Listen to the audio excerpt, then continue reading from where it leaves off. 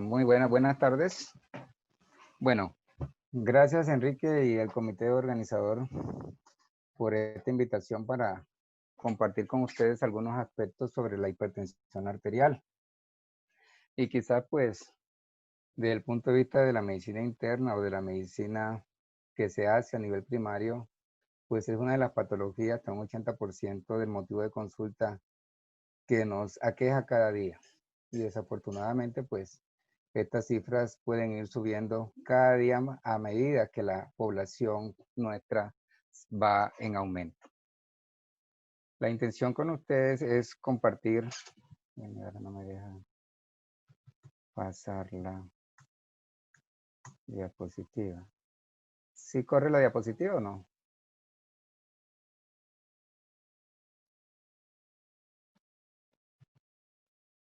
Hola.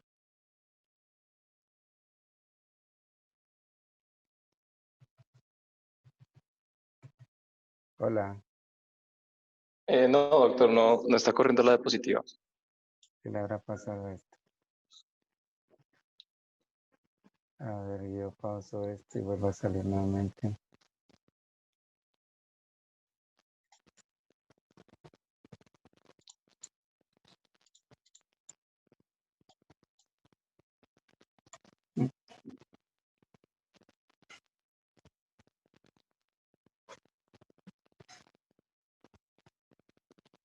Entonces, esto va a ser el mapa que vamos a seguir, una ligera definición. Algunos aspectos epidemiológicos, pues algunos aspectos sobre las guías de manejo que en el momento tenemos vigente para el control adecuado de esta presión arterial. En ello veremos los aspectos sobre la medición, el diagnóstico, clasificación, estratificación, tratamiento, alcance, sobre todo de acuerdo a las diferentes patologías, pues y algunos aspectos que quiero que queden claros en esta presentación. En cuanto a la definición, como ustedes saben, toda elevación sostenida de esa presión arterial por encima de los valores estándares que hemos nosotros determinados en cuanto a normalidad, más de 140-90 en promedio, es lo que nos dicen casi todas las guías. Entonces, todo valor que exceda estas cifras en las diferentes valoraciones que tiene el paciente, a eso le denominamos nosotros hipertensión arterial. La hipertensión arterial es una patología que es la segunda causa, por ejemplo, de falla cardíaca. La Organización Mundial de la Salud nos dice que hasta un 45% de los adultos en el mundo van a aumentar en tener más de 65 años y esto va a aumentar la prevalencia de la hipertensión arterial hacia el año 2025 hasta en un 60%. En el 2016 la presión arterial fue una causa prevenible de enfermedades y de patologías como la insuficiencia cardíaca. Miren, 4.9 millones de personas en el mundo sufrieron como falla cardíaca asociada a hipertensión arterial. El ACV isquémico 1.5 millones y el ACV hemorrágico otros 2 millones. En ese mismo tiempo, la hipertensión arterial explicó que casi 10.5 millones de personas murieron y produjo más de 200 millones de eventos que llevaron a estos pacientes tristemente a una discapacidad. Llámese discapacidad, pues aquel que quedó con secuela de una falla cardíaca, de un postsecundario a una enfermedad, a un infarto o a una ACV desde el punto de vista isquémico hemorrágico. Y cada día esas cifras van en aumento con cifras que me van a llevar a estos pacientes en los países desarrollados, sobre todo, dicen que 1 de cada 4 pacientes pueden llegar a tener cifras por encima de 140-90 a medida que aumenta en edad y sobre todo esta cifra aumenta mucho más en los países que están en vía de desarrollo. De ellos, la mitad, de esto con base en los estudios PIR y otros estudios que se han hecho, la mitad desconoce que se sufre de presión arterial. La mitad de ese que desconoce tiene tratamiento adecuado y casi hasta un 13 a 18% según los últimos estudios han demostrado que las personas se encuentran controladas de esta patología. Entonces, desafortunadamente lo que nos encontramos cada día en la consulta son muchos regímenes de tratamiento que a veces uno no entiende por qué le colocan una dosis que no es adecuada para el control de la presión arterial. Y si ustedes recuerdan, cuando yo tengo valores por encima de 115, 75, ya mi organismo empieza a tener secuelas que van a llevarme a daños a órgano blanco de acuerdo a la medida que aumenten estas cifras de tensión arterial. De esto, hasta un 70% de la población se cree que hasta los 2 años siguientes estas personas van a tener poca adherencia a este tratamiento, porque no es fácil, como se lo digo, el paciente que solamente sea hipertenso, además tiene otras patologías asociadas, llámese de lipidemia, diabetes, depresión, etcétera, etcétera. Y a medida que aumenta la edad, van a aumentar otras comorbilidades, por ejemplo, osteoartrosis, personas que no tienen una buena higiene del sueño, entonces empiezan a tomar casi hasta 10, 12 medicamentos al día y no es fácil que garanticemos una adherencia en más de este tiempo. Las guías internacionales reconocen que la presión arterial para manejarlo mínimo 2 medicamentos de base y ojalá lo que se busca es que y se recomienda es que estos medicamentos sean dados en dosis combinadas para que así en monodosis estas personas puedan tener una mejor adherencia y así pues tener un buen control de esas cifras tensionales. Ese es el factor de riesgo número 1 que causa muertes en el mundo. Entonces miren que 1 de cada 3 adultos sufre de hipertensión, 1 de cada 3 adultos puede llegar a desconocer que su patología está controlada y 1 de cada 3 se encuentra que están en tratamiento, no tienen un tratamiento, unos niveles o unas metas adecuadas. Entonces, no es fácil y cada día, por eso vemos que el incremento en las unidades de cuidado intensivo en pacientes que tienen complicaciones por lesiones a órgano blanco. En cuanto a Colombia, según la última encuesta nacional de salud, tenemos una prevalencia hasta de un 24%. Pues como estamos acá en el Valle del Cauca, miren las cifras. En el año 2011, 6.91% era la prevalencia y esta cifra hasta el 2015 ya íbamos en el 9.13%. Y esta tendencia va a llegar a aumentar debido a que la población nuestra va aumentando en edad cada día más. Uno de los grandes estudios que se ha realizado es el estudio PURE. Este estudio PURE, ¿qué hizo? Pues cogió una serie de 17 países que participaron en este estudio, 142,000 personas participaron, componentes de áreas rurales y urbanas de diferentes países, y nosotros participamos en ese estudio. ¿Y qué vimos? Pues que el incremento de la hipertensión arterial todavía está incrementándose y aquí es donde dice, sale la regla del 50 o de 1 de cada 2. Por ejemplo, el 40.8% de los pacientes son hipertensos y de los cuales el 46.5% desconocían su diagnóstico y de esos un tercio de la población estaban controlados. Entonces, miren que estos resultados podemos graficarlos así, donde la prevalencia de la hipertensión arterial se ha aumentado hasta un 46%. La conciencia de tenerlo puede sobrepasar más del 50%, el ser tratado del 50% y controlado, miren que va hasta un 20% aproximadamente. Entonces, es una patología que nos está matando personas y que desafortunadamente por la falta de conciencia nuestra y de sensibilización y sobre todo el empoderamiento que hay que hacer con el paciente para que sea responsable de su patología, pues cada día está llevándonos a más complicaciones.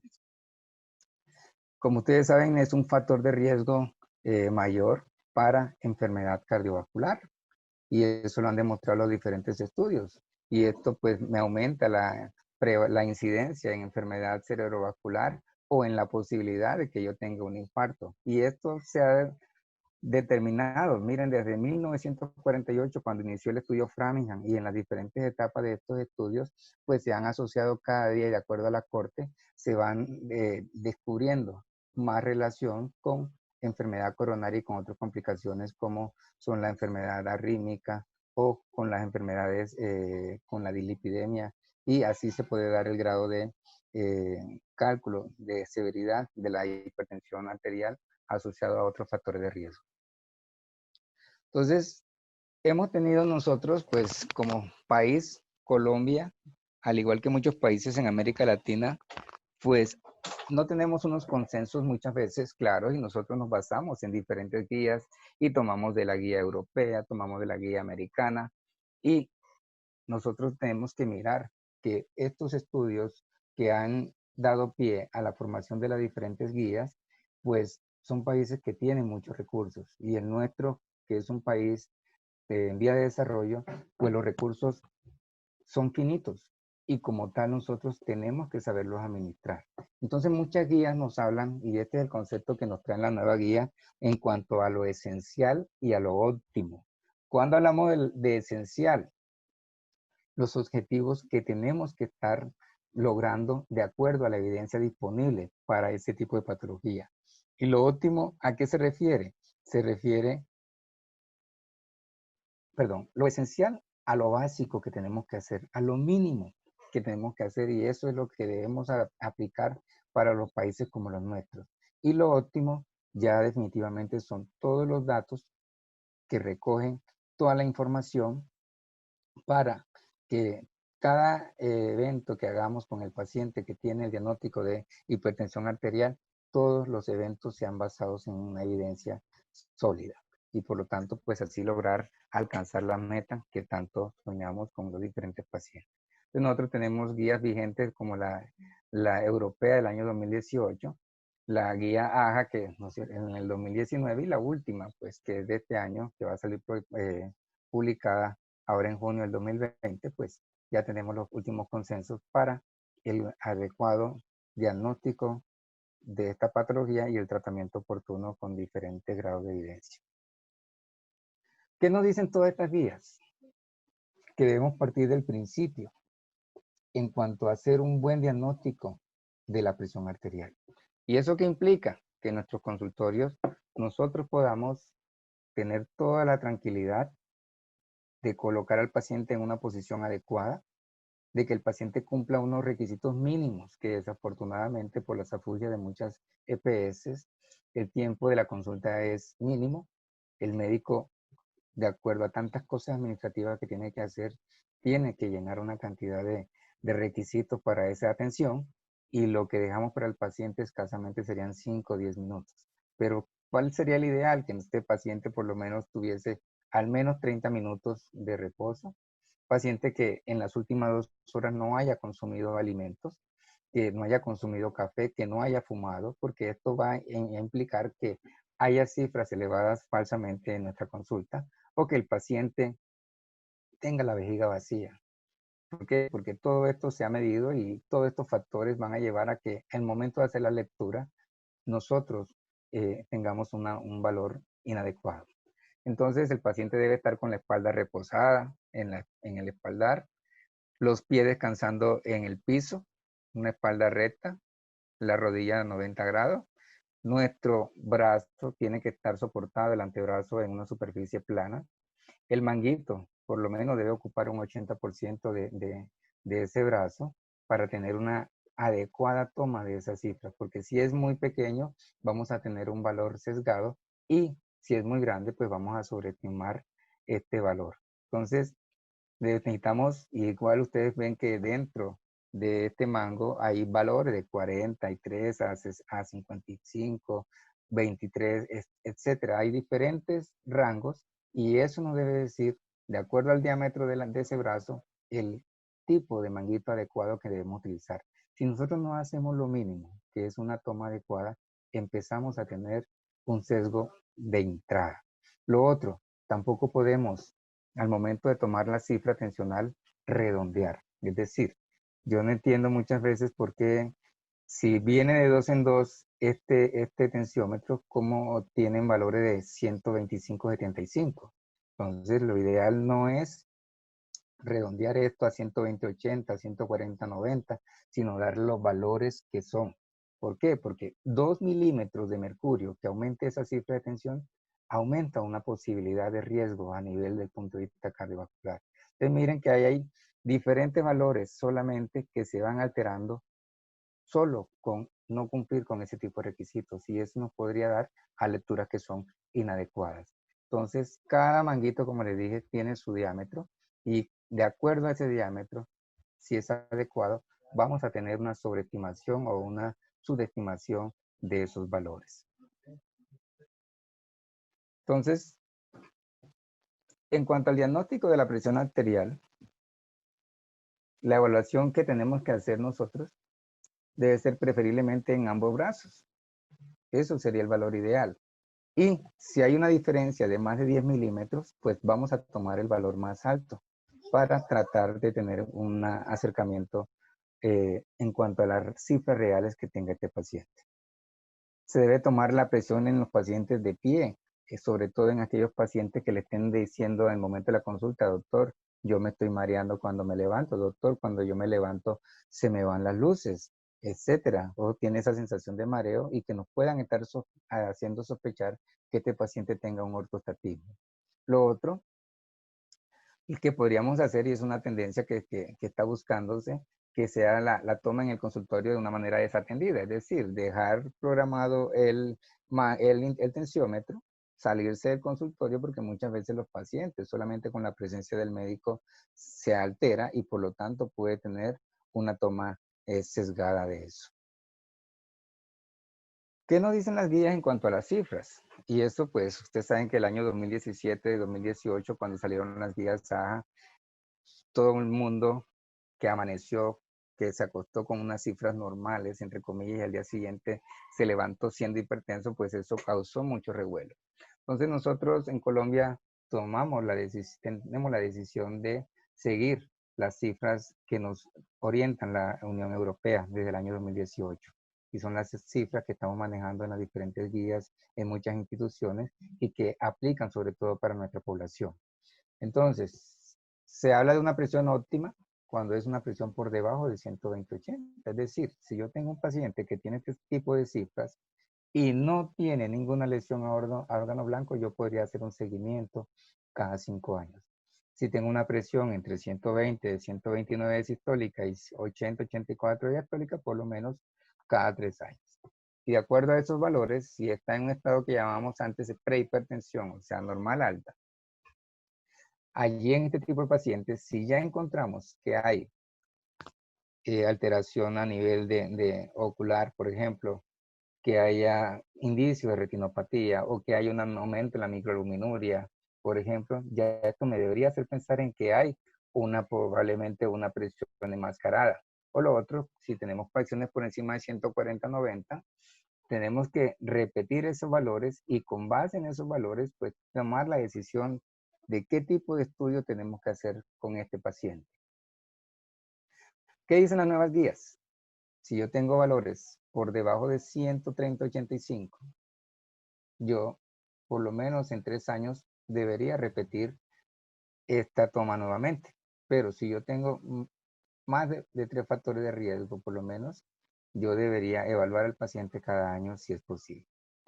Si tengo valores entre 130 y 159 de sistólica y 85/99, hay que confirmar esa cifra de presión arterial, porque hay que buscar hipertensión enmascarada, o hay que buscar hipertensión de bata blanca, o lo que llamamos nosotros pues la hipertensión de consultorio, pacientes que justamente estando en su casa están con cifras completamente normales, pero al momento de llegar a una institución de salud se les altera. Esos valores hay que confirmarlos. Y definitivamente, si tengo valores por encima de 160, 100, me va a confirmar el diagnóstico de hipertensión, y en una semana o en poco tiempo yo debo hacer nueva toma para verificar ese nuevo valor, y si persiste igual, debo hacer el diagnóstico de hipertensión arterial. Viene entonces, ¿cómo hacemos el diagnóstico de esa presión arterial? Antes nos decían, usted toma la presión arterial, 2 presiones por encima de 140/90, eso da para el diagnóstico de hipertensión arterial. Pero, como les dije, no tenemos muchas veces apoyo en el brazo, no usamos el manguito adecuado, el paciente está nervioso, fumó, tomó café, no cumple con el periodo mínimo de 2 horas de haber consumido su último alimento. Todos estos valores me van a alterar esa presión arterial. Y si yo tengo duda, ¿qué debo hacer? Debo tener la opción de tomar haciendo monitoreos ambulatorios de la presión arterial o lo que es el automonitoreo de la presión arterial, que son dos cosas completamente diferentes. Si tengo valores, por ejemplo, de 130-85, pero yo encuentro que hay lesión a órgano blanco, ejemplo, hago un electrocardiograma, encuentro que hay cambios de hipertensión, de hipertrofia ventricular, o miro en el uroanálisis y encuentro que hay sedimento activo, hay microalbuminuria o hay cambios de retinopatía, yo debo confirmar si definitivamente esos valores son sesgados o definitivamente el paciente me está haciendo una hipertensión enmascarada. O lo otro, el paciente que completamente está normal en su casa, pero cuando llega siempre al consultorio con cifras elevadas, pues 2, 3, 4 veces la misma cifra tensionales o cada vez más alta, entonces me toca definir qué hago. O hago un mapa o hago un AMPA. Eso tiene sus ventajas. Si yo hago un automonitoreo de la presión arterial, pues esto puede identificarme si tengo o no tengo bata blanca. Es económico, es decir, simplemente darle el dispositivo al paciente para que se tome la cifra de tensión en la casa 2 veces por semana, 2 veces al día por 3 a 7 días y promediar esas tomas. Y con base en eso, definir si ese paciente tiene o no cifra de tensión arterial.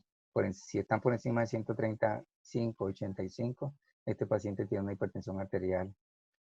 ¿Qué desventaja tiene eso? Si hago el automonitoreo, pues simplemente voy a tener un valor estático de esa presión. Puede estar sometido a los errores en la toma de la presión por parte del paciente y no voy a tener hallazgos nocturnos. Mientras, si yo pido un mapa, pues yo puedo identificar si el paciente tiene los dos tipos de hipertensión, enmascarada o de bata blanca. Es útil para factores pronósticos en este paciente, mirar sobre todo lecturas nocturnas que sobre todo se asocian a los cambios de microalbuminuria en el paciente o a más deterioro de función renal, por ejemplo. Voy a tener mediciones de la vida real en estos pacientes y además puedo tipificar el tipo de presión arterial, es decir, es una presión en la cual el paciente tiene una carga adrenérgica asociada porque siempre hay cifras de frecuencia cardíaca elevada o muchas veces me puedo dar cuenta la efectividad del medicamento, pues mido justamente como es la medición en tiempo real, el momento de la toma y las diferentes tomas que haga el tensiómetro y allí me puedo dar cuenta si ese medicamento realmente está o no sirviendo al paciente. Entonces es una buena herramienta, pero desafortunadamente muchas veces no la utilizamos cuando la tenemos que ordenar o muchas veces estamos abusando, como pasa todo el tiempo de este tipo de recursos.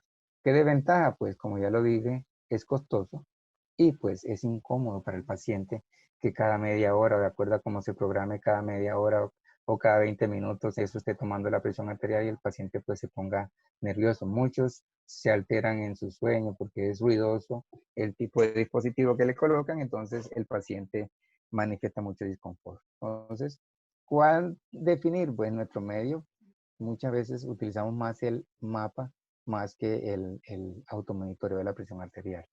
No todos los aparatos electrónicos están avalados por la AJA para la toma de automonitoreo de la presión arterial y eso es importante.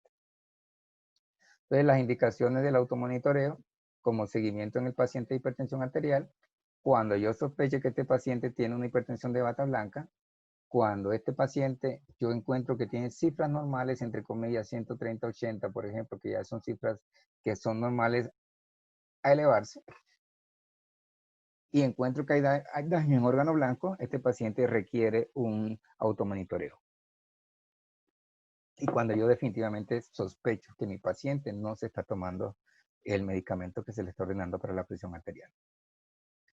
En las indicaciones de mapa, para confirmar el diagnóstico de hipertensión, documentar la sospecha de hipertensión de bata blanca, diagnóstico de hipertensión enmascarada, determinar o el estudio de la hipertensión resistente al tratamiento, evaluar la eficacia del tratamiento, sospecha de hipertensión nocturna, y cuando tengo hipertensión nocturna, y esto es otro campo de estudio, pues muchas veces eso se puede asociar a muerte súbita asociado a síndrome de apnea-hiponea obstructiva del sueño.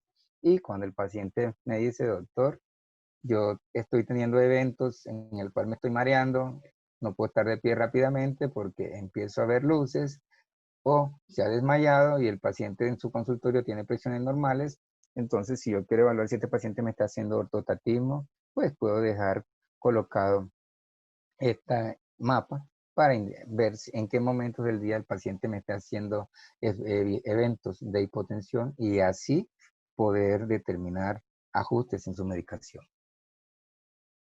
Bueno, en cuanto a la bata blanca tiene importancia, porque no solamente es decirle al paciente, sí, usted no puede ir a donde el médico, o cuando va donde el médico se le va a tomar se va a subir la presión arterial. No, porque justamente ese tipo de eventos muchas veces nos pueden indicar que el paciente va a requerir tratamiento médico, debido a que si ese paciente en una situación de estrés que es similar a lo que es estar en una consulta médica, el paciente se somete a cualquier nivel de estrés, pues es una carga adrenérgica al que este paciente muchas veces se va a someter, entonces muchas veces va a necesitar medicamento. Entonces, con el mapa o con el AMPA, con el automonitoreo de la presión arterial, yo puedo determinar si este paciente tiene este tipo de comportamiento y con base en eso indicar o no terapia.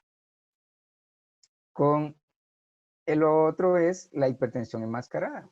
Es el paciente que siempre que va a su consulta, igual eso es un mensaje, muchachos, a pesar de que sea el mismo paciente, la presión arterial en la consulta no va a ser lo mismo. Y por lo tanto, muchas veces, siempre el paciente en 120-80, pues nos hace dudar de que a veces el médico esté tomando o no esté tomando, como suele suceder muchas veces, la cifra de tensión arterial efectivamente al paciente.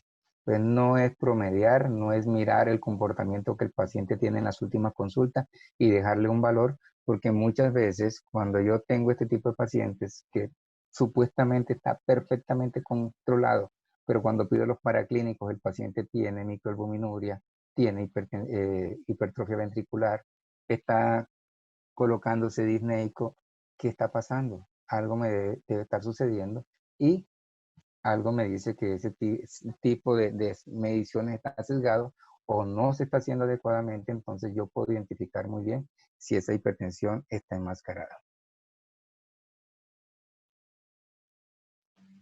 Bueno, entonces cuando yo definitivamente tengo la sospecha de que ese paciente tiene una hipertensión de bata blanca o no tiene una hipertensión arterial controlada, esto me va a incrementar el riesgo cardiovascular y el daño como tal, y esto me puede llevar a eventos embólicos, por ejemplo, o eventos coronarios.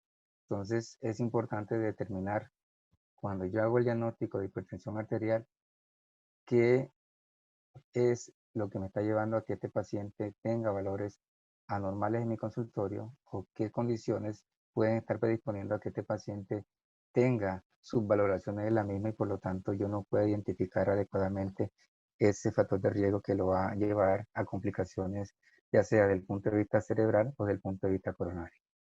Entonces, ¿qué ventaja nos da el mapa? Por ejemplo, el mapa nos puede o nos permite clasificar al paciente en diferentes fenotipos. Es decir, yo me puedo dar cuenta si este paciente tiene una carga adrenérgica de base. ¿Cómo me doy cuenta si este paciente es adrenérgico? Muchas veces porque la frecuencia cardíaca durante todas las tomas está elevada. Me puedo dar cuenta si este paciente durante la noche se le aumenta más la presión de lo normal y hablamos de eso en un tipo que le llamamos riser, es decir, venía con unas presiones homogéneas y justamente en la noche empieza con esos picos de hipertensión arterial. Esto se da mucho en los pacientes que tienen, por ejemplo, un SAJOS. En este tipo de pacientes, la cifra de presiones se asocia muchas veces a los eventos de apnea y hiponea que tenga el paciente y esto es lo que me lleva a más morbimortalidad durante el sueño o durante las horas de la madrugada en este tipo de pacientes.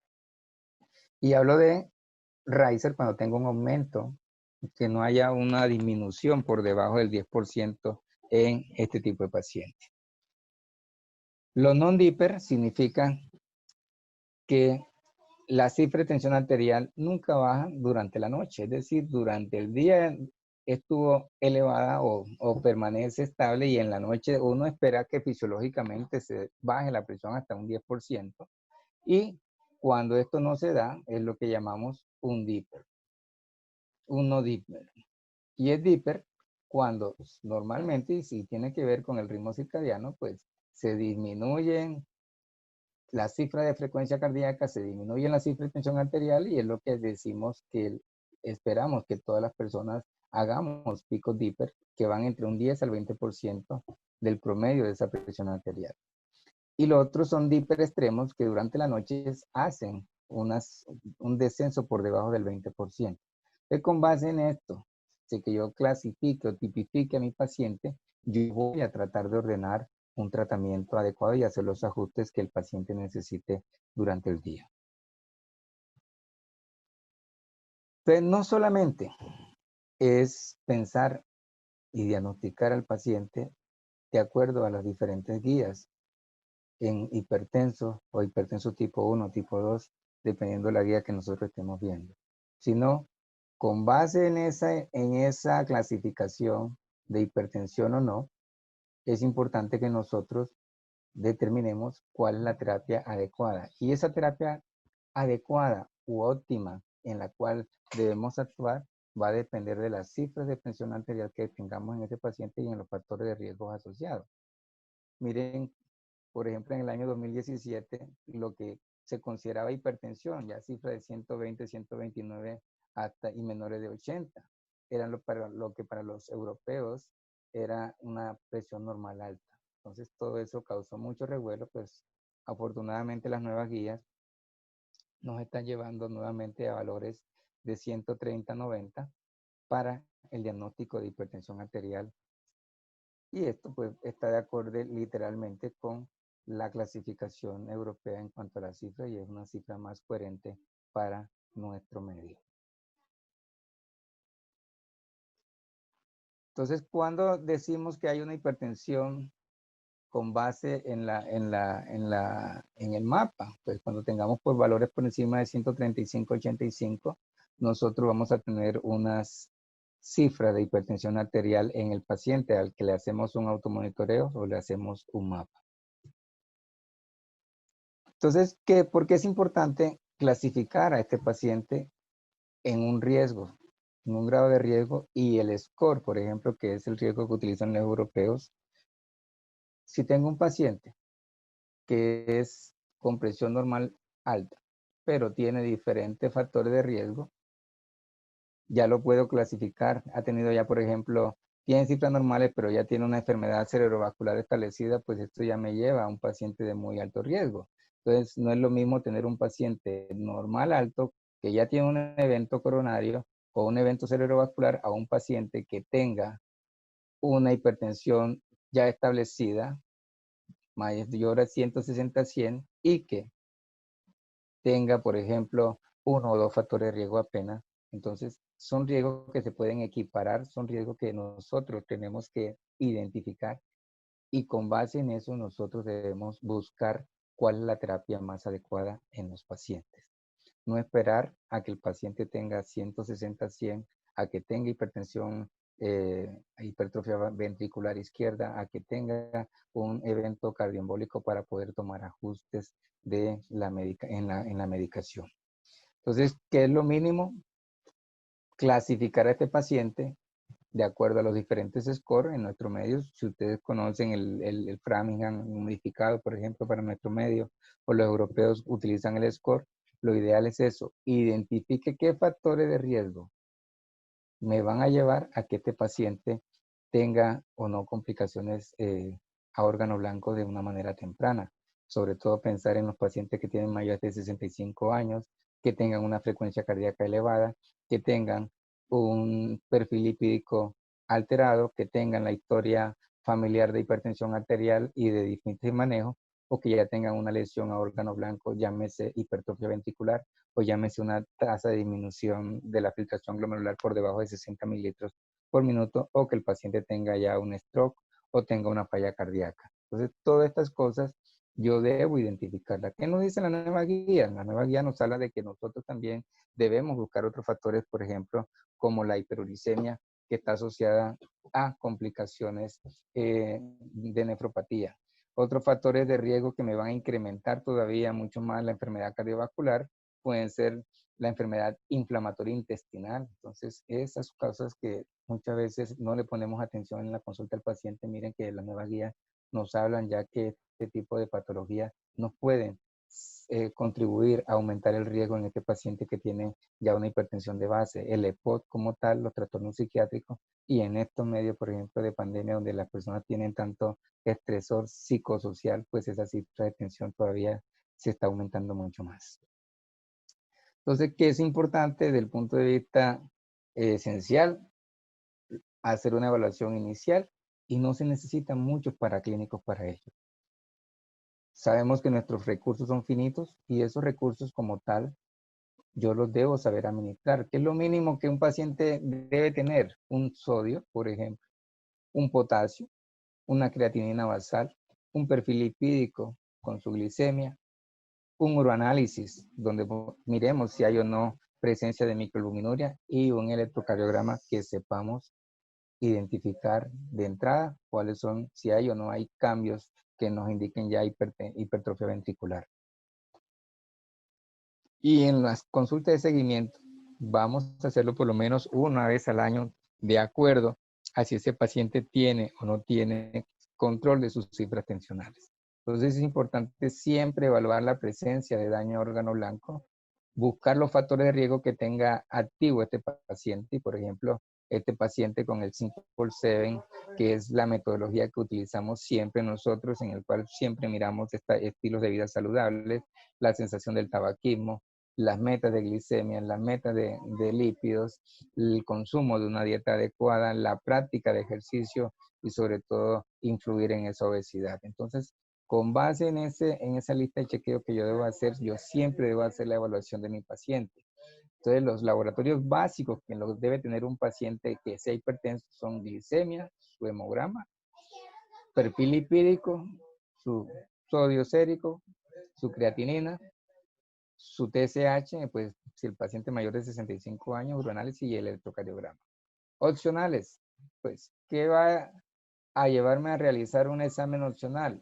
La presencia de alguna alteración de eso. Si tengo un electrocardiograma que me está evidenciando que probablemente hay una hipertrofia ventricular, pues yo le voy a solicitar a este paciente un ecocardiograma, por ejemplo. O si el paciente ya me está comentando que tiene una disminución en su clase funcional, probablemente yo me incline a hacerle ese ecocardiograma o a buscar el tipo de estudio que este paciente requiera. Buscar siempre si hay factores asociados pues a cálculos, por ejemplo, hiperglicemia, el procrea, por ejemplo, o si el paciente ya tiene indicios de que además de su hipertensión tiene un síndrome metabólico o tiene una obesidad que probablemente me esté llevando a que este paciente tenga una enfermedad, una hepatopatía asociada al consumo de alcohol o, o por grasa, por ejemplo, entonces una hepatopatía tipo NASH, pues me toca hacer pruebas de función hepática. Entonces no debo abusar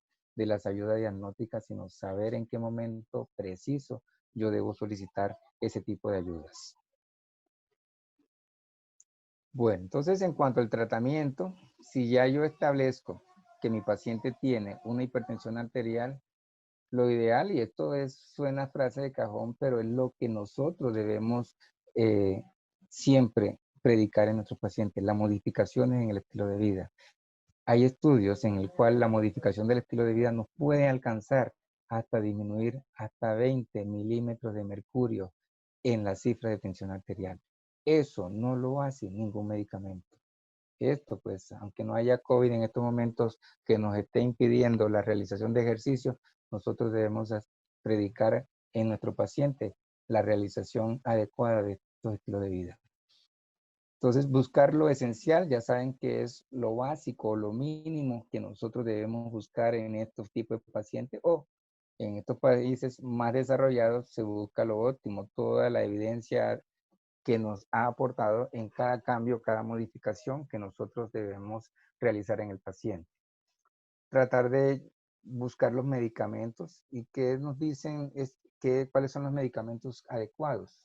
Ojalá ya de una vez medicamentos combinados en monodosis y que ojalá esas monodosis de 24 horas las sepamos utilizar, porque muchas veces vemos en la práctica diaria que están cogiendo estos medicamentos combinados y los están colocando en unos horarios o a unas dosis que definitivamente el paciente no necesita y estamos sobremedicando a los pacientes y haciendo así que el paciente definitivamente no se adhiera fácilmente si empieza a tener alteraciones por efectos secundarios de los medicamentos.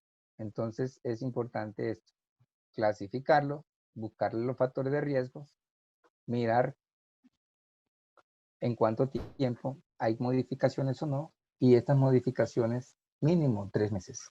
Si en 12 semanas yo veo, va a ir mínimo 3 a 6 meses, empiezo a dar plazos en cuanto a evaluar peso, evaluar cifras de tensión arterial, yo debo ir haciendo ajustes paulatinos de esas cifras tensionales con adecuación de los medicamentos que el paciente necesite. ¿Con qué tratar? Lo de siempre. Manejo no farmacológico inicial. Miren lo que les decía yo.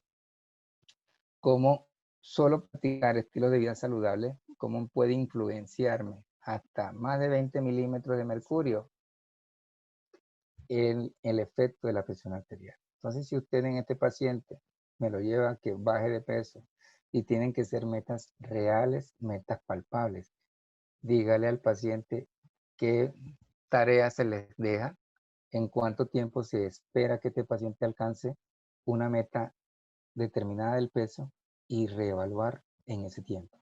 Y cada vez que usted se vea con su paciente, usted debe replantear las metas y así paulatinamente usted lleva al paciente de la mano.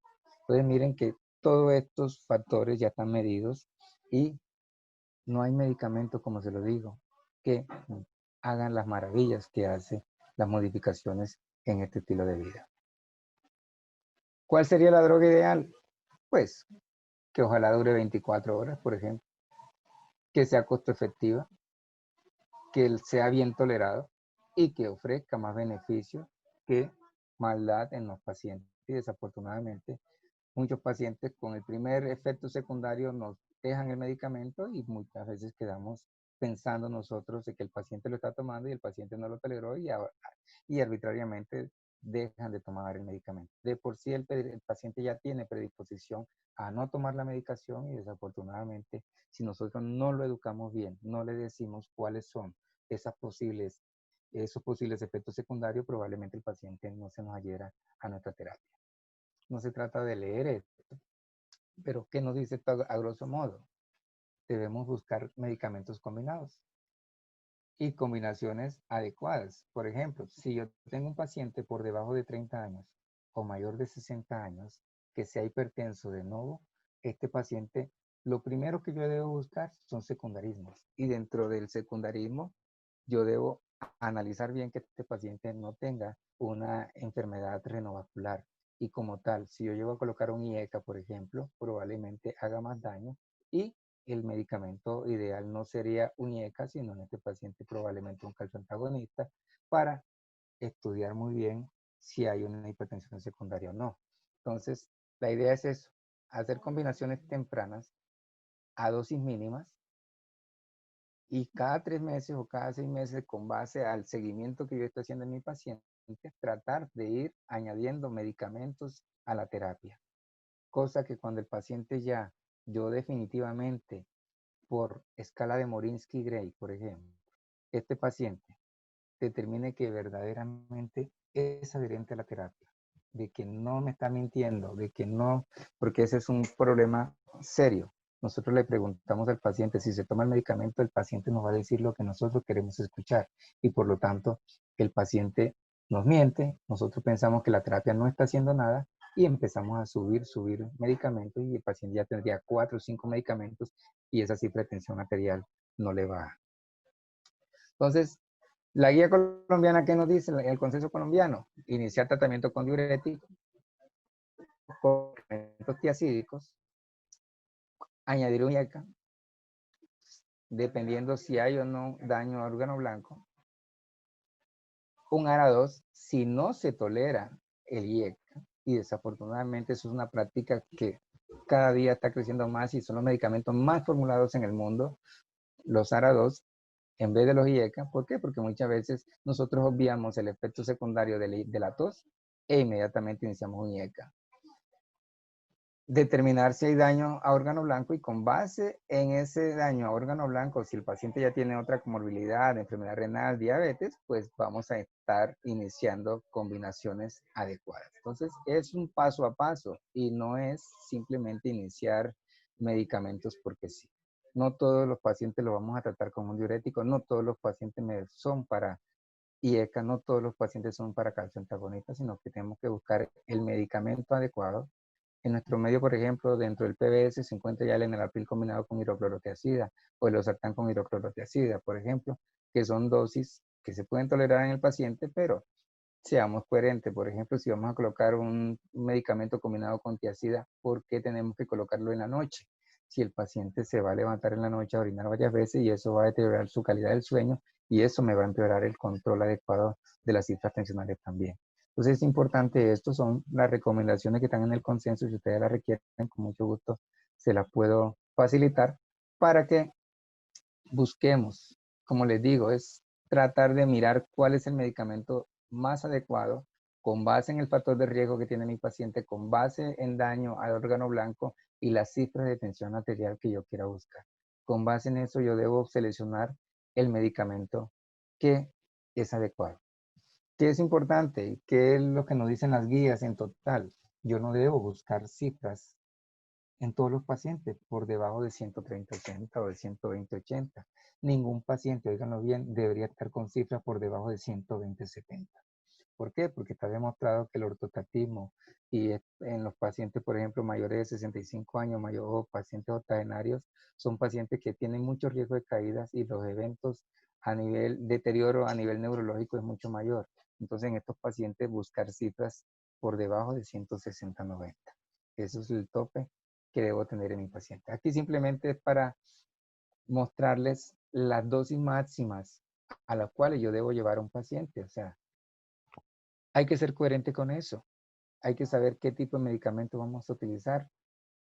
Conozcamos la farmacocinética de estos medicamentos. Yo no justifico que un paciente tenga un anlodipino 2 veces al día, cuando sabemos que la vida media del anlodipino son 30 horas. Son pacientes que con una monodosis y ojalá en la noche el edema todavía es mucho menor y no va a requerir mayores ajustes a esa medicación. El anlodipino es una buena medicación, pero es importante que no abusemos o sobremediquemos al paciente. También sepamos qué tipo de medicamentos debemos combinar. Ojalá, y es una de las prácticas que cada día espero ver menos, el uso de beta bloqueadores con calcio antagonista, tipo verapamilo diltiazem, por ejemplo, que nos está llevando a pacientes con pacientes ancianos con estas combinaciones, pilas, porque el riesgo de que me haga una fractura o un trauma craneoencefálico secundario a los bloqueos, a los caídos, a los síncopes que tiene este paciente, es muy frecuente. Entonces, hay que saber utilizar, potencializar diferentes tipos de medicamentos sin llegar a llevar al paciente a una iatrogenia por sobremedicación o por combinaciones que no debemos hacer. Entonces, en una hipertensión no complicado, ojalá un paciente con un comprimido al día y que ese comprimido sea combinado con dosis mínimas y poco a poco irle sumando el diurético o ir aumentando o ajustando la dosis con base en las metas que yo esté buscando en mi paciente. Si tengo un paciente con enfermedad arterial coronaria, pues lo ideal, paciente con IECAS o con ARA2, por ejemplo, y con su beta bloqueador, con su diurético, y con base a la cifra de tensión arterial ir haciendo los ajustes con unos, con dos medicamentos. Si el paciente tiene una hipertensión resistente, y llamamos hipertensión resistente, donde el paciente toma más de 3 medicamentos y en ellos se incluye un diurético, yo debo pensar en utilizar la espironolactona, por ejemplo. Y esto pues ya es tema de otra revisión. ¿Por qué? Porque es otra cosa importante en la búsqueda del paciente que tiene una hipertensión resistente o en el paciente que tiene una cifra de tensión arterial elevada con una crisis hipertensiva, una urgencia hipertensiva, donde debemos abandonar modos de tratar inadecuadamente al paciente con medicación sublingual que no tiene el caso. Utilizar enalapril sublingual, captopril sublingual, son pacientes que no se benefician de eso y que desafortunadamente uno ve esa práctica todos los días en los servicios de urgencias. Si tengo el paciente con enfermedad renal crónica, si tengo un paciente que requiere un diurético, pensar, por ejemplo, si tiene tasa de filtraciones por debajo de 30, debo pensar más en los diuréticos de asa que en los tiacídicos, por evitar pues, los efectos secundarios de los trastornos trastorno hidroelectrolítico en este tipo de pacientes. Entonces, hay que saber ubicar al paciente, hay que saberlo clasificar, hay que buscar daño a órgano blanco y con base en esos órganos, daño a órgano blanco yo debo ajustar mi terapia. Yo no justifico que ningún paciente que tenga una tasa de filtración por encima de 30 esté usando una furosemida, por ejemplo, como antihipertensivo y vemos que son pobres los efectos de la furosemida tratando pacientes ambulatorios y eso no lo ve a nivel de la consulta de régimen subsidiado donde vemos pacientes con un enalapril al día, con una furosemida al día como antihipertensivos y desafortunadamente pues pacientes que llegan muy mal controlados a nuestra consulta y con complicaciones que fueron posiblemente evitables. Si tengo paciente con falla cardíaca, pues ajustar muy bien los diuréticos de asa, ajustar si tiene una tasa de una FEV disminuida, pues los medicamentos tipo espironolactona o la eplerenona, por ejemplo, debe estar presente en ese tipo de medicamentos. Entonces, la guía nos ofrece diferentes tipos de terapias con base en la patología de base. Las guías no son camisas de fuerza. La guía no es para encasillar a un paciente allí porque son pacientes que tuvieron unas condiciones adecuadas para ese tipo de estudio en el cual se buscó la justificación de ese tipo de medicamento, sino las guías nos dicen qué podemos hacer y qué es lo mínimo que deberíamos estar haciendo por nuestro paciente, pero no quedarnos enfáticos en que si el paciente no cumple con los diferentes criterios, yo lo voy a dejar así el paciente no tenga metas, por ejemplo. No puedo permitirme eso porque el paciente cada día va a sufrir la consecuencia de tener complicaciones cardiovasculares. Entonces, simplemente si tengo un paciente diabético,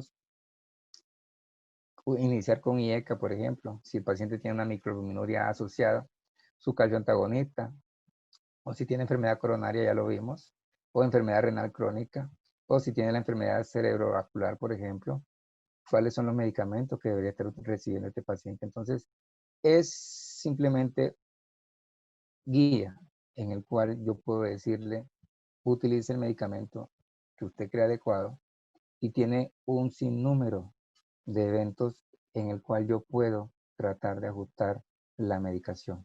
No todos los pacientes, como ustedes lo ven aquí en esta gráfica, son para calcio antagonista. No todos los pacientes son para beta bloqueadores. Entonces, tratemos de ser prudentes en eso. ¿Por qué? Porque cada día los servicios de urgencia nos van a pasar la factura de cobro por un mal control de una patología que cada día está creciendo y que es muy prevalente en nuestros pacientes, que nuestros pacientes desconocen que la sufren, la padecen y lo que es peor, no quieren recibir terapia. Entonces, las metas de los pacientes, como les dije, simplemente el paciente no debe tener cifras, ningún paciente debe tener cifras por debajo de 120/70. Con base en si tengo daño a órgano blanco, 130/80 es la cifra de tensión arterial que yo debo tener en estos pacientes. Y si el paciente es mayor de 65 años, debe tener cifras por lo menos de 160/90 hacia abajo. Como ustedes se dan cuenta, ningún paciente es estático. Todos los pacientes van a tener una meta diferente y esa meta yo la debo decírsela al paciente, negociar con el paciente, con base en esas metas, tratar de ir ajustando mi terapia a medida que yo hago las diferentes consultas. Esto es simplemente para mostrarle, no más, en cuánto tiempo yo esperaría cambios de acuerdo al órgano blanco que tenga el paciente. Entonces, con base en esta meta, que yo me ponga con mi paciente, yo le digo a 6 meses, a un año, yo esperaría que su corazón se mantenga estable, por ejemplo, o si su edema, su falla cardíaca se ajuste con base en los efectos de mis medicamentos. Entonces, ¿cuáles son los mensajes para llevar para nuestra casa? Como les dije, hay muchos pacientes que son hipertensos, lo desconocen, y es nuestro deber como médicos hacer la toma adecuada de esa hipertensión arterial.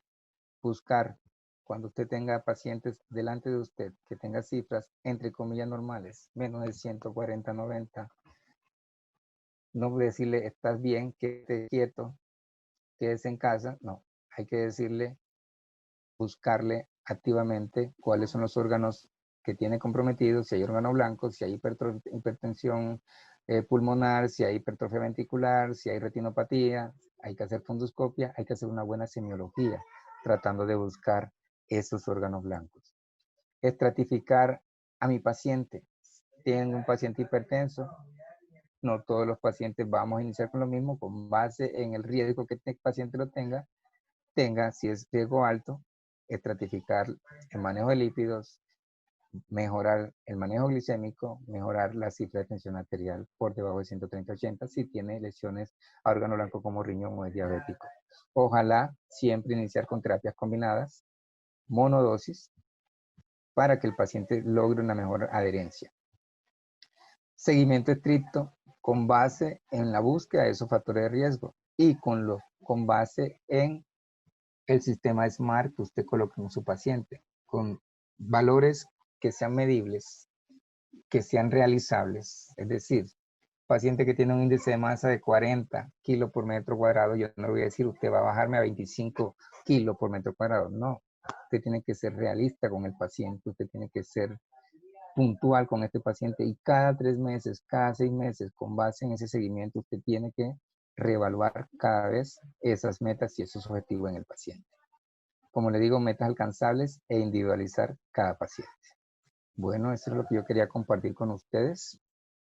Espero que les haya orientado en esta problemática tan grande que tenemos y que verdaderamente cada día nos está matando a nosotros y nos está mermando nuestra población a nivel mundial. Muchas gracias. Doctor Figueroa, muchísimas gracias por esa revisión. A todos pues queremos recordarles que va a estar disponible una revisión pues de este tema en nuestra página de Instagram y muy próximamente estaremos habilitando un canal de YouTube para poder almacenar todas estas charlas. Doctor, muchísimas gracias. Esperamos contar con usted también en futuras presentaciones. Y bueno, no siendo más, entonces daremos finalización a esta reunión. Bueno, muchas gracias, muchachos. Feliz tarde.